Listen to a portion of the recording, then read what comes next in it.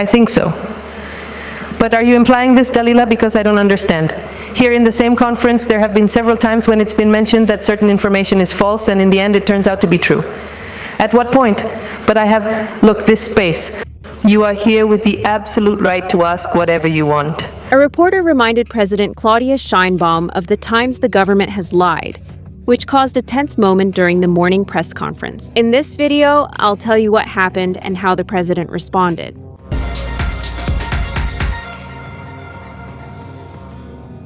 During one of the morning press conferences, journalist Dalila Escobar from Protesto magazine and President Claudia Sheinbaum had a tense exchange about media regulation and audience rights. The discussion arose when Escobar questioned how cases should be handled in which the government itself discredits journalistic information that later turns out to be true. As a first example, she mentioned the Pemex oil spill in the Gulf of Mexico. The journalist pointed out that, although in some cases the government ends up acknowledging the mistake, it does not always offer a public apology.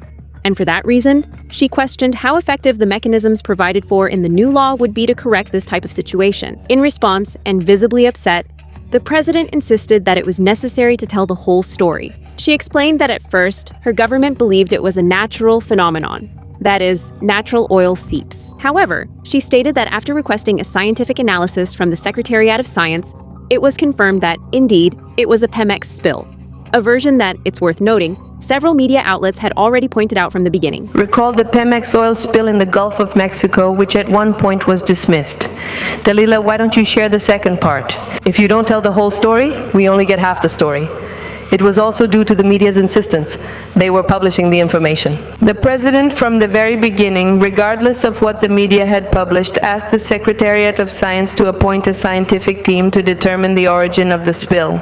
As a second case, Escobar recalled the incident of the woman who was seen sunbathing in one of the windows of the National Palace, an event that was also initially questioned. Sheinbaum responded that she personally acknowledged the incident at a press conference. However, at that time, she downplayed the situation by pointing out that technically, there was no prohibition against someone resting near the windows. The president also defended Infodemia, the agency that initially discredited the images and said that they had been generated with artificial intelligence. Despite that explanation, Dalila insisted that there have been journalistic investigations that were discredited by the government, which later turned out to be true, and she emphasized that those mistakes are not always publicly acknowledged.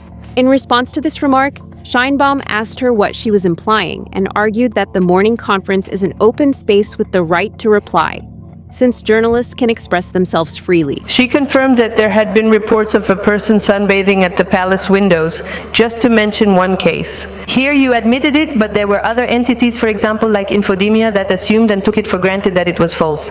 Also Infodemia. And Infodemia also apologized. Infodemia has a code of ethics unlike many media outlets, but it's rare to offer apologies every single time. But what are you insinuating, Dalila? Because I don't understand.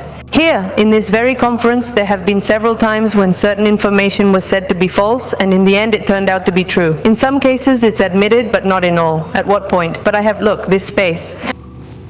You are here with the absolute right to ask whatever you want. Later on, Dalila took the opportunity to ask the president what she thought about the alleged early campaign activities that various Morena figures may have engaged in over the past few days, making reference to Andy Lopez Beltran. She implicitly suggested that there should also be clearer mechanisms to guarantee the right of reply and provide more information about these kinds of cases. However, the president interrupted her and downplayed the issue by responding that the regulation of early campaign activities is exclusively the responsibility of the INE and the Electoral Tribunal. So, instead of delving deeper into that question, Sheinbaum redirected her response toward fighting corruption. As an example, she stated that her government does investigate these kinds of cases, unlike previous administrations, and mentioned former President Felipe Calderon and his former Secretary of Security, Genaro Garcia Luna.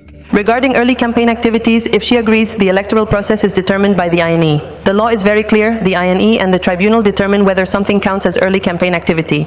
Because there have been some cases like, let's see, when did Calderon ever investigate Garcia Luna? I mean, I'm just asking, right? What do you think should happen when the government lies about information? Share your thoughts in the comments. And if you enjoyed the video, like, subscribe, and enable notifications.